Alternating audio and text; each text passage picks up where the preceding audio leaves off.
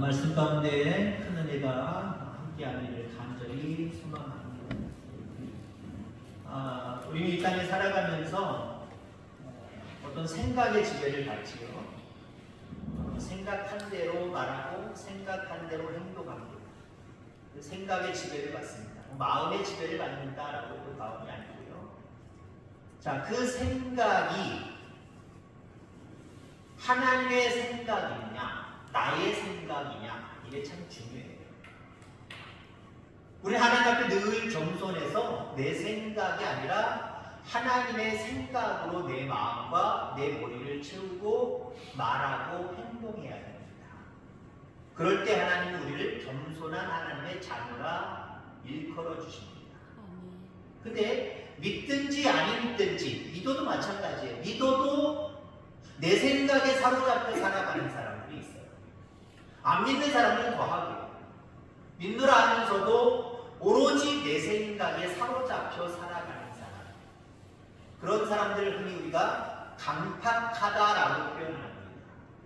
마음이 굳어져 버린 거예요. 마음이 적어도 흔들려야 되잖아요. 이럴까 저럴까. 내 생각대로 할까? 하나님 나한테 감동 주시네. 하나님의 생각대로 할까?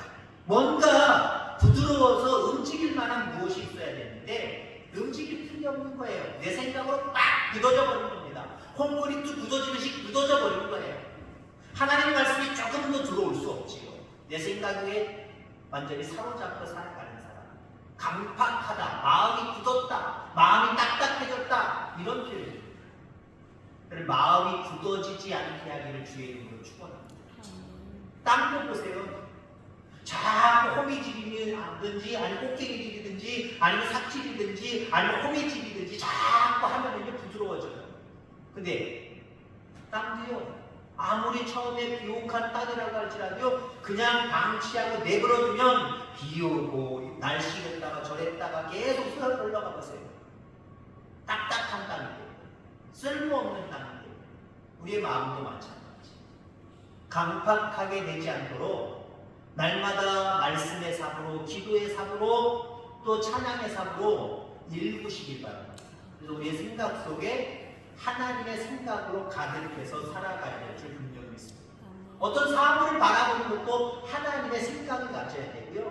어떤 사건을 바라보는 시각도 하나님의 생각을 가지고 바라봐야 돼요. 내 시각, 내 생각을 가지고 바라보면요, 우리는 이 세상에서 낙심하고 절망하며 살아갈 수밖에 없어요. 왜요? 되어지는 일들이 좋은 일보다는 우리 생각에 자꾸 이상하게 꼬이는 일들이 많거든요. 그럼 내 생각 가지고 살아가면 또 꼬였네, 또 막혔네, 이거 안 되겠네 라고 하는 그런 어떤 불평불만이 우리 속에 나타날 수밖에 없고, 그 모습이 심하면 결국 자포자기하고 절망하고 낙심하는 경우밖에 없어요. 지난 시간에 형들을 다루는 요셉의 모습을 보았지요. 형들이 곡식사러 왔는데 형들은 못 알아보지만 요셉은 알아봤잖아요. 총 예군의 총기를. 부르릉 내렸거나 아니면 형들 나예요. 형들이 한 모든 잘못 내가 용서해 줄게요. 그래도 용서받게 했다면 형들은 양심이 깨어나서 온전히 요셉에게 사과하지 않았고 그냥 시간만 땡 지나서 아유 잘 마무리됐다 그 정도로 끝났을 거예요.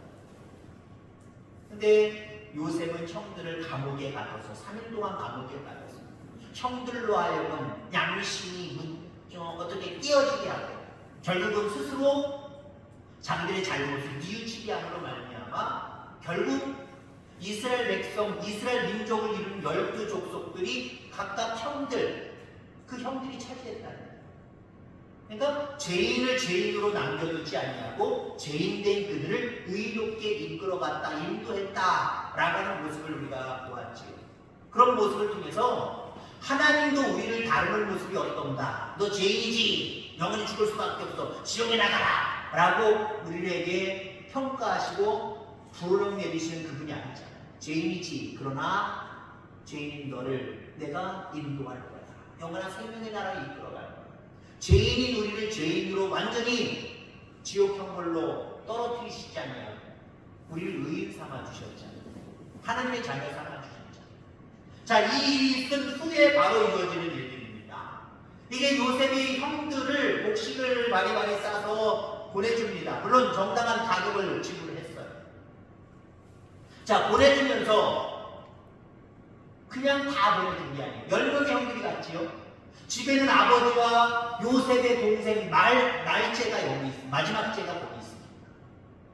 그냥 보내주는 게 아니라 시므온을 남겨두고 가는 거예요. 시므온을 남겨두고 가고 내도 곡식 가지고 아버지한테 고향으로 돌아가서 거기 있는 베냐민을 데리고 와. 그러면 시므온까지 다 자유를 줄 거야 라고 이야기합니다. 왜 그랬을까요?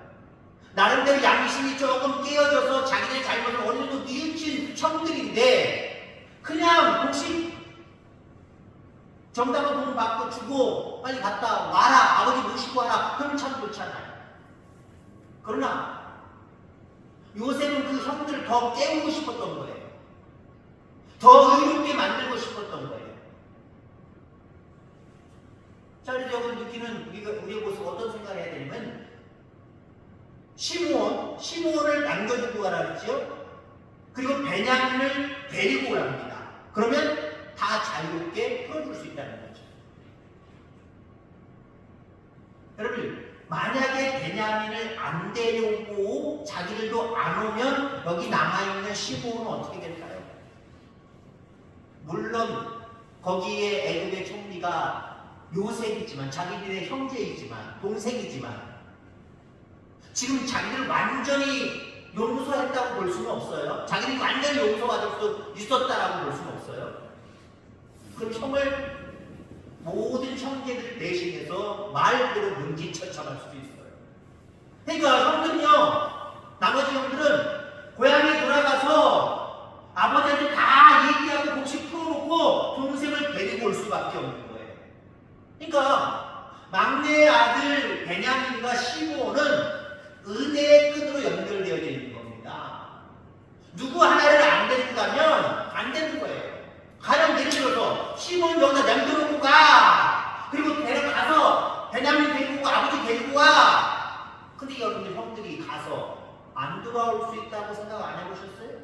안 돌아올 수 있어요. 왜? 완벽하게 자기들이 요새 팔아먹은 거, 죽음에 이르게 만드는 거 아직 회개하지 않았잖아요. 완전히 용서받지 못했잖아요. 지금은 저렇게 보내주지만 나중에 베냐민까지 다 데리고 와서 그때 벌을 내리고 그때 우리를 죽이면 어떡하냐. 나 안 갈래. 안 간다고 하는 사람 더 몇 명 있었어요. 근데 여기에 시므온을 남겨놨기 때문에 베냐민을 데리고 다 올 수밖에 없는 거예요. 만약에 여러분들 베냐민을 집에 갔다가 안 데려오면 또 시므온 어떻게 했을까요? 앞서도 얘기했잖아요. 그러니까 둘 사이는요, 은혜의 끈으로 연결되어 있는 거예요. 어느 하나를 포기할 수 없는 거예요. 여러분들, 왜 이렇게 요셉은 이런 상황을 만들어 놨을까요? 결국 그것 때문에 형들이 다시 돌아왔고 그것 때문에 하나님의 은혜의 자리를 떠나지 못했습니다. 즉, 그 끈으로, 그 은혜의 끈으로 요셉은 전 가족을 영육간의 구원에 내고 싶은 거예요. 결국 나중에 결론적인 게 뭐예요? 그 흉년의 때에 다 모시고 와서, 다 데리고 와서 넉넉한 애굽의 땅을 분배받아서 살고 있잖아요. 그러니까 요셉은 그렇게 만든 이유가, 그 상황을 만든 이유가 온전히 모든 가족을 구원해 내기 위한 모습이었다라고 합니다. 우리의 삶 가운데 있는 은혜의 끈을 귀중하게 여길 수 있게 되기를 주 이름으로 축원합니다. 여러분들에게도 시므온과 베냐민처럼 은혜의 끈이 있어요. 나에게 은혜의 끈이 있단 말이에요. 사람일 수도 있지만 여러 가지 상황일 수도 있어요. 때로는 가난, 은혜의 끈이에요. 그 가난을 통해서 하나님이 나에게 더 큰 은혜의 세계로 나를 이끌어 가시기 위한 거예요. 질병, 또 세상의 많은 관계 속에서 있는 절망, 낙심, 이런 모든 고통들, 그것이 여러분들 그냥 단순히 내가 원하지 않고 쉬운 거 이렇게 생각하지 마시기 바랍니다. 하나님은 그런 것들을 통해서 은혜의 끈으로 연결되어져서 나를 나중에 더 풍성한 모습 가운데 인도함을 기억하게 되기를 주의 이름으로 축원합니다. 종종 어떤 사람들 보냐면 가난하지도 않고요, 무지하지도 않고 병도 없고 비교적 잘 풀리는 사람들이 있어요. 우리 그런 사람들 부러워하죠. 너무 잘 풀려요. 뭐 근심 걱정도 없는 것 같아요. 뭐든지 다 잘 돼요. 근데 여러분 이렇게 생각해 보세요. 그렇게 뭐든지 우리가 생각할 때 불행의 요소가 하나도 없으면 그 사람들 예수님 잘 믿을 것 같아요? 여러분들에게 만약에 지금 예수 믿은 다음부터 아무 연고 없이 정말 너무 행복하게만 살아간다, 너무 세상 사람들이 부러워할 정도만 살아간다, 이렇게 예배 자리에 올 수 있어요? 새벽마다 주님 전에 와서 기도할 수 있어요? 때로는 삶의 자리에서 하나님 부르짖고 기도할 수 있어요? 없어요. 여러분의 신앙을 지금까지 신앙생활에서 올 때를 생각해 보세요. 여러분이 뜨겁게 눈물을 흘리고 기도할 때, 찬양할 때, 말씀을 들을 때, 말씀을 사모하여 주여를 묵상할 때, 그때가 언제였습니까? 은혜의 끈으로 묶여져 있었을 때였습니다. 힘들었을 때, 어려웠을 때, 눈물을 흘리고 싶었을 때, 포기하고 싶었을 때, 이런 상황들로 말미암아 눈앞이 깜깜할 때 주여 이러지 않았어요, 여러분들? 그래서 여러분들 은혜의 끈이라고 생각하는 그것들, 오늘 제목이 뭐예요? 은혜의 끈에 묶기라는 거잖아요. 은혜의 끈을 자꾸 벗으려고 하는 사람들이 있어요. 나 가난 싫어요. 나 질병 싫어요. 왜 이걸 줬어요? 그러면서 그 배후에 계신 하나님과 완전히 끊어버리려고. 여러분 그걸 끊으려고 하면 결국 하나님과 끊은 것과 똑같아요. 하나님 끊은 인생은 영원히 사망할 수밖에 없어요. 지옥 것을 모면할 길이 없습니다. 날마다 은혜의 끈에 묶이시기를 주의 이름으로 축원합니다. 이걸 통해서 하나님이 나에게 더 큰 은혜를 베푸시려고 하는구나.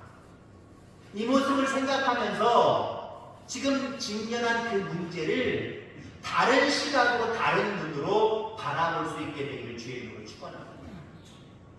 아마 우리에게도 해결되지 않는 결정적인 문제들이 있을 겁니다. 경제적인 문제, 건강의 문제, 자녀의 문제, 그 밖에 이런 문제 저런 문제, 많은 문제들이 있을 겁니다. 이 풀리지 않는 이 문제들 때문에 언제나 겸손하게 하나님 앞에 설 수 있다는 것에 감사하시기 바랍니다. 어떤 사람은 물질의 문제가 있을 수 있어요. 결혼의 문제가 있을 수도 있고요. 뭔가 안 풀리는 부분들이 있을 수 있습니다.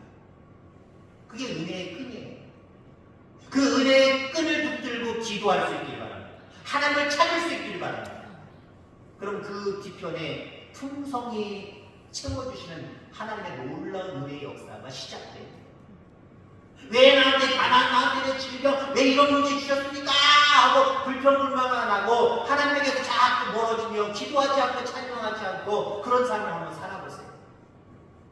문제가 해결되고 더 큰 풍성함으로, 풍성한 은혜로 쏟아부으시는 그런 은혜들을, 그런 모습들을 경험하지 못합니다. 그래서 우리 속에 어떤 은혜의 끈이라고 생각하는 그 부분들이 발생하면 다른 시각으로 바라보고 더욱더 하나님 앞에 매달리고 기도할 수 있는 저와 여러분들 다 되기를 주의 이름으로 축원합니다. 하나님께서 우리의 삶의 문제를 푸실 때 풀리지 않는 문제를 통해서 진짜 근원적인 문제를 풀어가실 때가 있어요. 여러분 돈이 있고 없고가 인생의 가장 근원적인 문제입니까? 있을 때도 있고 없을 때도 있는 거고요. 있어도 괜찮고 없어도 괜찮고 있으면 조금 낫고 그 정도예요.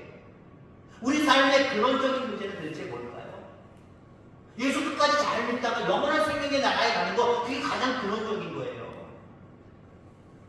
근데 우리는 그 근원적인 것에 집중하지 못하고 너무 부수적이고 부차적인 것에 마음을 쏟을 때가 너무 많이 있잖아요.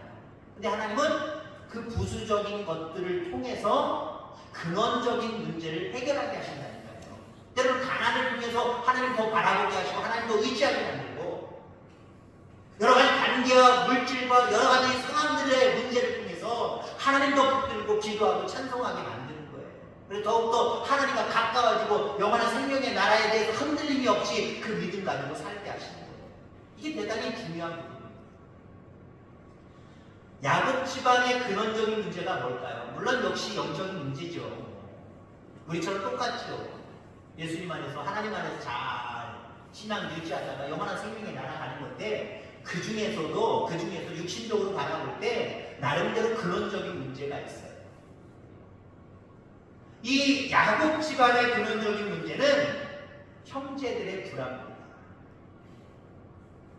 아버지 입장에서 동생을 팔아먹는 아주머니가 어디 있어요 도대체. 그래놓고 피를 쳐가지고 와가지고는 이거 요셉의 옷도 아니에요. 이런 배은망덕하고 정말 천인공노할 이런 사람들이 어디 있습니까? 물론 이 문제를 사실을 야곱은 끝까지 깨닫지 못했을 거예요. 알지 못했을 거예요. 왜?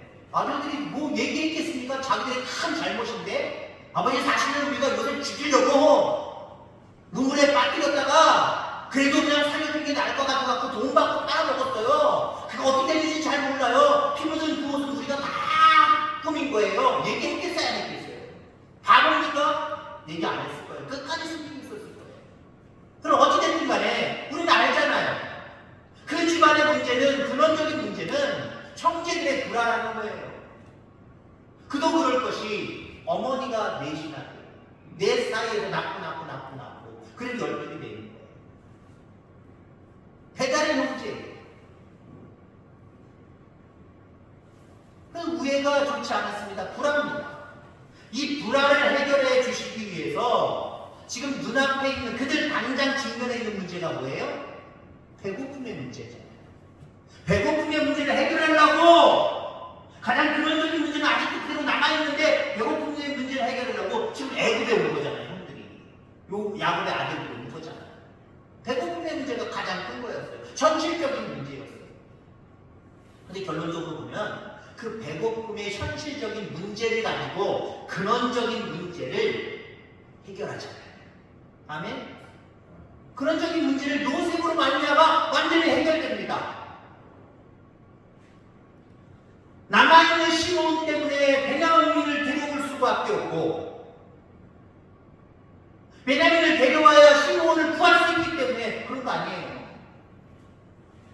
그 은혜의 끈 때문에 형제들은 자기만 생각하고 자기 이기적인 생각에 사로잡혔던 그들은 누군가를 더 생각하게 됐어요. 형제들을 더 생각하게 됐어요. 미워하고 시기하고 질투했던 모든 부분들이 아마 달아났을 거예요. 하나님께서는 눈에 보이는 흉년의 문제를 통해서 그 집안의 근원적인 문제인 가정의 불화를 해결하시리라라고 하는 거지. 여러분 그래서 우리 속에서도요 표면적으로 어떤 문제들이 있잖아요. 그게 은혜의 끈이라는 거니까요. 왜냐하면 그 문제를 잘 붙들고 기도하면 그 문제만 해결되는 게 아니라 저 깊숙이 아주 골만 터져 있는 아주 근원적인 문제까지 하나님이 해결해 주시는 거예요. 근데 이것도 해결 못하는데 어떻게 근원적인 문제가 해결되겠습니까? 해결될 수가 없어요. 하나님은 늘 은혜의 끈으로 우리를 붙들어 주심을 기억하기를 주의 이름으로 축원합니다. 요셉의 형들은 고향으로 돌아갈 때 짐 속에 그 곡식 값으로 지불했던 돈이 그대로 들어있는 것을 발견합니다. 아니 그대로 들어있는 게 아니죠. 아버지한테 갔다가 고향으로 갔다가 돌아올 수 있는 여비까지 야곱이 몰래 집어넣었단 말이에요. 형들은 그걸 몰랐어요. 가는 길에 알았어요. 어머나 돈이 그대로 있네. 아니야 더 있어. 이게 뭐지? 그들이 너무 놀랐어요. 그들이 얼마나 놀랐냐면요. 혼이 나갈 정도로 혼이 나서 떨려서 돌아보아라고 합니다. 여기 혼이 나서 떨려라고 하는 표현은요. 땅이 진동할 정도로 떨었다는 거예요. 지금 뭐 대만 장모님 몇 달 전에 갔다 오신 대만 그때 안 갔다고 요번에 안 갔다고 다행이죠. 대만에 7점 몇의 지진이 나서요. 건물 자체가 완전히 무너지면 참사입니다만 쓰러져 있더라고요. 기울어서 쓰러져요. 그런 건물들이 한두 개가 7.3인가 2인가 5인가 엄청난 지진. 원자폭탄 몇 개 떨어진 것 같은 그런 지진이 돼요.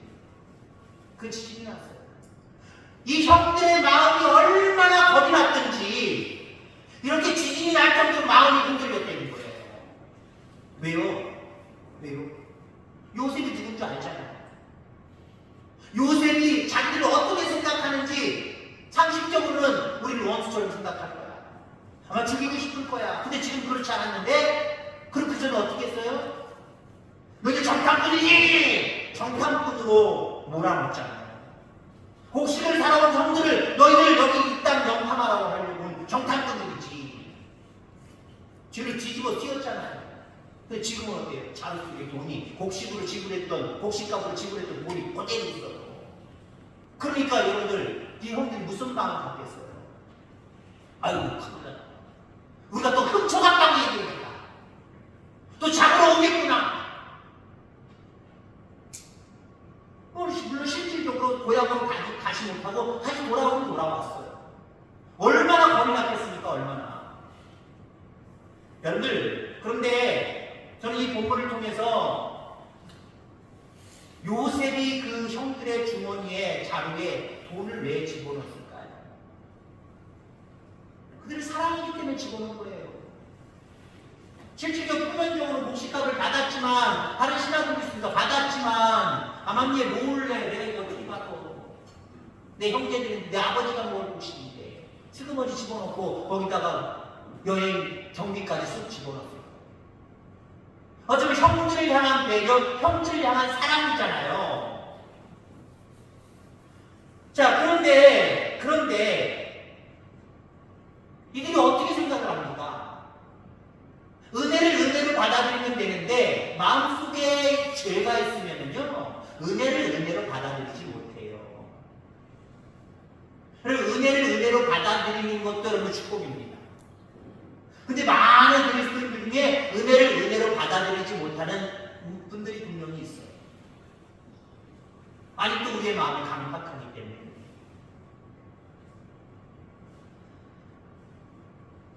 혼이 나서 떨며라고 이야기하면서 그 다음에 28절에 뭐라고 얘기하냐면 28절 마지막 부분에 하나님이 어찌하여 이런 일을 우리에게 행하셨습니까? 여러분, 형들이 지금 더 깨어지고 있는 거예요. 그 강팍했던 마음들이 더 부드러워지고 있는 거예요. 뭐라고 얘기해요? 하나님이 왜 또 돈자루가 여기 들어가 있어서 또 우리로 하여금 고난받게 하시느냐? 아이고 우리 죄 때문에 그래. 우리가 옛날에 잘못한 것 때문에 그래. 지금 팍팍팍 깨어지고 있어요. 아주 마음이 부드러워지고 있어요. 강팍했던 딱딱하게 굳었던 그 마음들이 회개의 영을 통하여서 회개하기 시작을 하고 있는 거예요. 문제가 생기니까 하나님이 생각난다는 거지. 여러분들, 나는 문제 없어도 좀 하나님 형통하게 해주세요. 난 아무리 형통해도 하나님 생각하며 늘 하나님 앞에 영광 돌려 살아갈 거예요. 거짓말 시키지 마시기 바랍니다.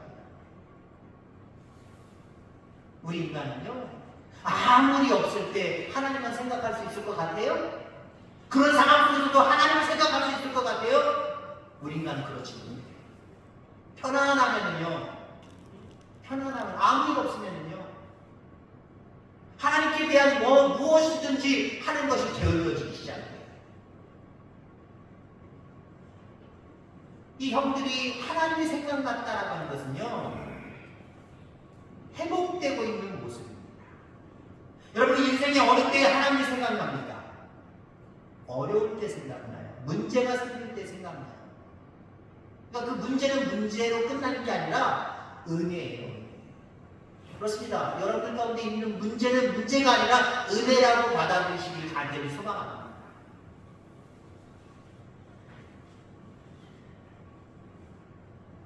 은혜라고 생각할 때부터 하나님은 정말 은혜를 부어주기 시작을 하는 거예요. 이 고난이, 이 고통이, 문제가 왜 그렇습니까? 난 하나님 이해 못합니다 하고 하나님 앞에 불평으로 원망으로 은혜로 받아들이지 못하면요 하나님은 은혜의 역사를 시작하지 않으세요. 은혜의 역사를 시작하지 않아요.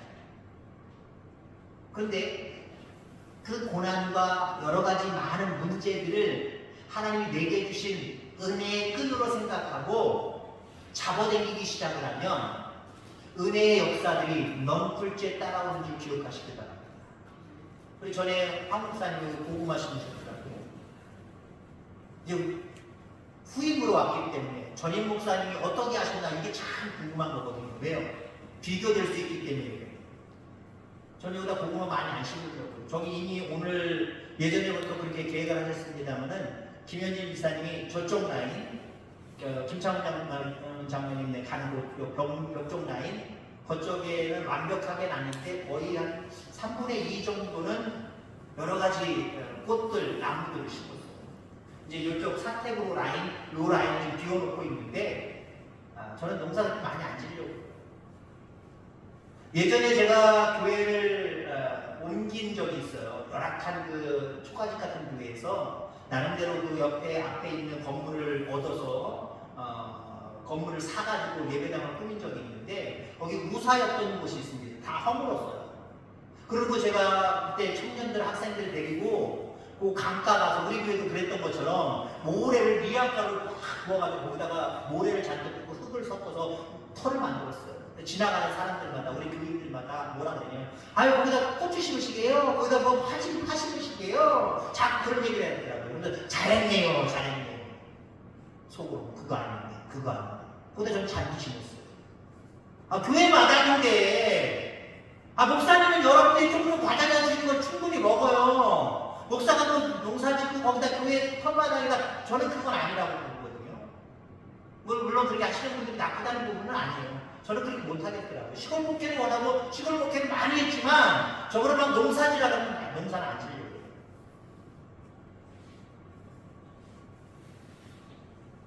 뭐 얘기하다 여기로 갔는데 저도 이제 갑자기 까먹어버렸네요. 모르죠? 네, 그렇습니다. 제가 이렇게 원고 중심이 아니기 때문에 그럴 때가 종종 있어요. 자, 그렇습니다. 감각이 살아나야 돼요. 성령님은요, 우리에게 감각이 살아나게 하시는 거예요. 성령님이 행하시는 일들은 감각이 살아나게 하는 거예요. 형들이 아마 신약 시대로 표현하면 형들이 이때에 성령의 은혜가 임한 줄 믿습니다. 성령의 은혜가 임하니까 하나님이 생각나고 요셉에게 잘못했던 것들이 생각나고 뭔가 나름대로의 회개의 그런 기도들이 올려지고 그런 것 아니겠습니까? 성령님이 하시는 일들 중에 하나는요, 물론 도우시는 건데 한마디로 돕는 영인데 무엇을 돕느냐? 우리의 마음, 우리의 영혼이 깨어지게 만드는 거예요. 우리의 감각을 새롭게 하시는 거예요. 여러분들 성령이 충만하면요, 감각이 살아나요. 성령이 충만하지 않으면 어떻습니까? 그동안 있었던 신앙도 자꾸 까먹어요. 점점 굳어져가요. 날마다 성령을 사모하며 살아가는 저와 여러분들 다 되기를 주의 이름으로 축원합니다. 이 감각이 살아나면 어떤 일이 벌어집니까? 성령은 살리는 영, 생명의 영이기 때문에 사람을 살리고 세우는 능력이 생기기 시작합니다. 나만 사는 게 중요한 게 아니에요. 어떤 문제가 발생했을 때 그 문제가 해결됨으로 말미암아 하나님의 큰 은혜를 입는 것, 나만 입는 게 중요한 게 아니에요. 하나님이 왜 그렇게 그런 어떤 문제들을 통해서 오히려 내가 기도하게 만들고 그 문제를 해결할 뿐만 아니라 더 큰 근원적인 문제까지 해결받게 하시느냐? 너만 잘 살아라. 그것 때문에 그렇게 하신 거 아니에요. 너 그로 말미암아 이제 살게 되었지. 다른 사람도 살게 해야지. 그런 고통 가운데 있는 사람들, 그 아픔을 네가 알잖아. 그들에게 예수님을 소개하고 그들에게 기도하는 마음을 너희들이 전하고 그래서 그들이 예수 믿고 기도함으로 말미암아 그것이 결국 불행이 아니라 하나님의 은혜의 시작임을 그들에게도 알려라. 그들도 너를 본받게 해라. 그겁니다. 근데 여러분의 삶은 어떻습니까? 문제 앞에, 많은 고통들 앞에, 가난의 문제, 질병의 문제 이런 것들 때문에 혹시 믿지 아니하는 사람들이 아이고 예수 믿어도 소용없어, 아이고 내 패자야, 큰일 났네 그러고 계시는 건 아닙니까? 그럼 여러분들의 영도 강팍해져 있는 거고요. 다른 사람들로 말미암아 그들도 역시 죽게 만들어 버리는 거예요. 살릴 수 없는 거예요. 예수 믿는 사람들도 저런데 나랑 뾰족한 게 있어? 예수 믿는 사람들도 뾰족한 게 없구나. 나랑 똑같은 일 당하면 저렇게 생각하고 저렇게 불행해 하면서 살아가는구나. 있는 자기도 못 살고 다른 사람도 살릴 수 없는 거예요. 하나님이 많은 것들 가운데 은혜를 부어주셔서 우리를 살리시는 이유를 분명히 할 수 있기를 주의 이름으로 축원합니다. 분명히 알아야 돼요.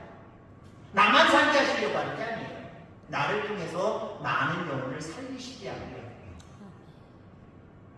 우리는 이 모습 가운데, 오늘 말씀 가운데 깨달을 것이 있습니다.